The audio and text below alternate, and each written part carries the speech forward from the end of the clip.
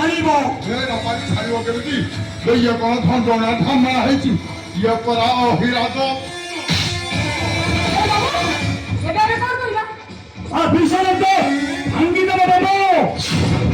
ବାବୁ ନେଇ ଚକରେ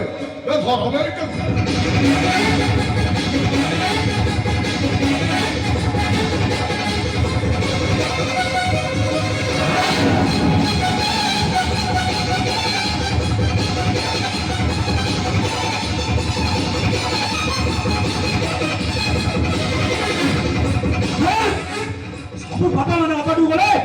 ଅଜୟ ଶତ୍ରୁଘ୍ନ ଯାହା କରନ୍ତି ଆମେ ସେଇଆ କରୁଛୁ ଇଞ୍ଜେକ୍ସନ ପାଗଳ ପାଗଳ ଇଞ୍ଜେକ୍ସନ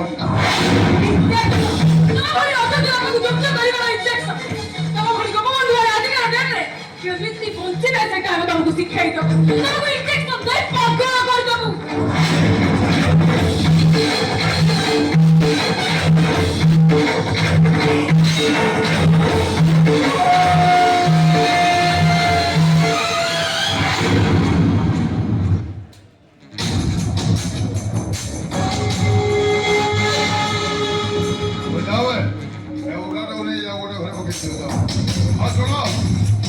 ହାତ ଗୋଡ଼ରେ ବେଡ଼ି ପକେଇଦବ ଯେମିତି ସେ ଯାହା ଉତ୍ପାଦ କରିବ ସେ ଗୋଟିଏ ରୁମ୍ରେ କରିବ ଯା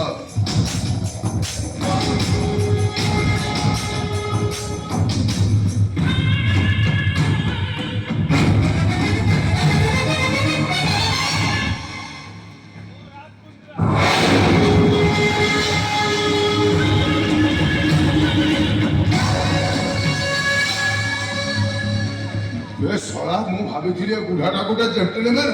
ନାଇଁ ବେ ଏ ଶଳାଟା ଗୋଟେ ପକ୍କା ତାଲିବାନୀ ଅଛି ଆଉ 2 ସେକେଣ୍ଡ ଲେଟ୍ ହେଇଥିଲେ ମତେ ଇଣ୍ଡିଆ ଛାଡ଼ି ଦୁବାଇରେ ଶରଣାର୍ଥୀ ହେବାକୁ ପଡ଼ିଥାନ୍ତା ନାଇଁ ନାଇଁ ନାଇଁ ନାଇଁ ଏ ବୁଢ଼ା ଏମିତି ପାଗଳ ହେଇ ରହିବା ଦରକାର ତାହେଲେ ଯାଇ ଏ ମାମୁର ଲାଭ ନା ଆଜ୍ଞା ନମସ୍କାର ହଁ ନମସ୍କାର କିଏ ତମେ ମୋ ନାଁ ଜୀବନ ଦାସ ଆମେ ପ୍ରୀତିପୁରରୁ ଆସିଥିଲୁ ଏଠି କାମ କର ଅଭିନନ୍ଦନ ବାବୁଙ୍କ ପାଖକୁ ତାଙ୍କ ପୁଅ ସହିତ ମୋ ଝିଅର ବାହାଘର ପ୍ରସ୍ତାବ ନେଇ ତାମାନେ ତମେ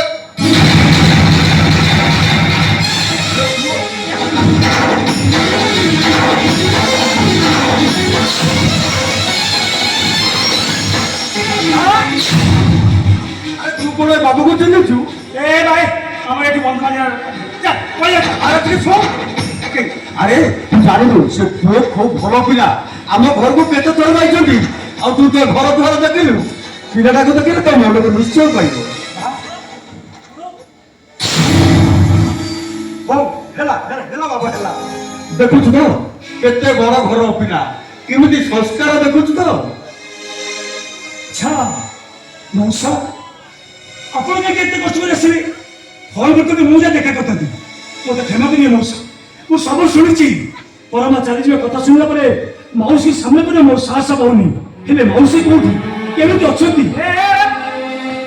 ମୁଁ ତତେ କଣ କହିଲି ବୁଝା ପଡ଼ିଲାନି ଚାଲ ଆମର ଏଠି ବାହାଘର କରିବା ଦରକାର ନାହିଁ ଟିକେ ହଁ ଆରେ କଣ ଚାହୁଁଛୁ କଥାଟା କହିବାକୁ ଦେ ଥାଉ କିଛି କହିବା ଦରକାର ନାହିଁ କାରଣ ମୁଁ ଭଲ ଭାବେ ଜାଣିଛି ମୋ ଭଣଜା ଆପଣଙ୍କ ଘରକୁ ଯିବା ଆସିବା କରିବା ଭିତରେ ଆପଣଙ୍କ ଝିଅ ସହିତ ତାର ଦେଖା ଚାହା ସାକ୍ଷାତ ପ୍ରେମ କଥାବାର୍ତ୍ତା ଇତ୍ୟାଦି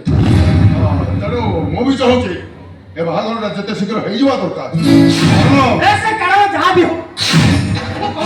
ସୁନାର ବାହାଘର ଏଠି ହେଇପାରିବନି ଆରେ ଏ ପାଗଳ ଦେଖୁଛୁ ତ ଏମିତି ଘରେ ବନ୍ଧୁ ବାନ୍ଧିବା ଭାଗ୍ୟରେ ଥିଲେ ମିଳେ ମନ୍ଦିରରେ ଜଗନ୍ନାଥ ନଥାନ୍ତି ବାବା ଏମିତି ମନ୍ଦିର ଅଛି ଯୋଉଠି ଚଣ୍ଡୀ ଚାମୁଣ୍ଡା ମାନେ ପୂଜା ପାଆନ୍ତି ଆରେ ଯୋଗେଶ ମୁଁ ଜାଣିଛି ଚିହ୍ନିଛି ଭାରି ସୁଧର ପିଲା ଧାରୁଆ ଛୁରୀରେ ମା ପିଆଜ କାଟିବାର ତୁ ଦେଖିଛୁ ବା ହେଲେ ସେ ଛୁରୀରେ ମୁଣ୍ଡ କାଟିବାର ତୁ ଦେଖିନୁ ନାଇଁ ଆଉ ତୁ କଣ କହିବାକୁ ଚାହୁଁଛୁ ଓହୋ ତୁ ମୋ କଥା କଣ ବୁଝୁଛୁ ମୁଁ କହିଲି ପରା ମୋ ସୁନାର ବାହାଘର ଏଠି ହେଇପାରିବନି କାହିଁକି କଣ ଅସୁବିଧା ତୋ ସୁନାଟା ମରିଯିବ ବାବା ଏଇମାନେ ତୋ ସୁନା ଝିଅଟାକୁ ମାରିଦେବେ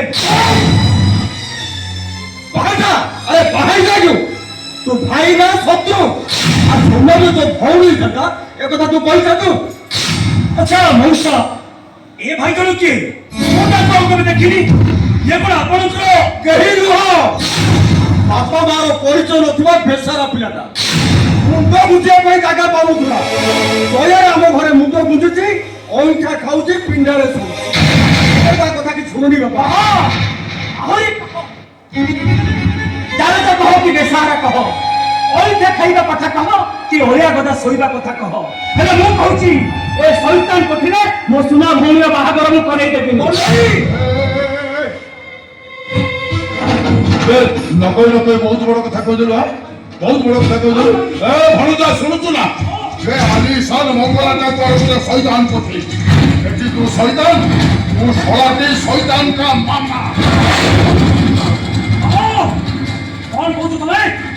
କିଛି କହିବା ଦରକାର ନାହିଁ। ଆରେ ତୋତେ ବାହାଘର ହବା ପାଇଁ କଣ ଝିଅ ମାନଙ୍କର ଅଭାବ ରହିବ? ଏମିତି ଅଭଦ୍ର ନିଶ୍ଚୟ ପରିବାର ତ ବାହାଘର ହେଇପାରିବନି। ଶୁଣ,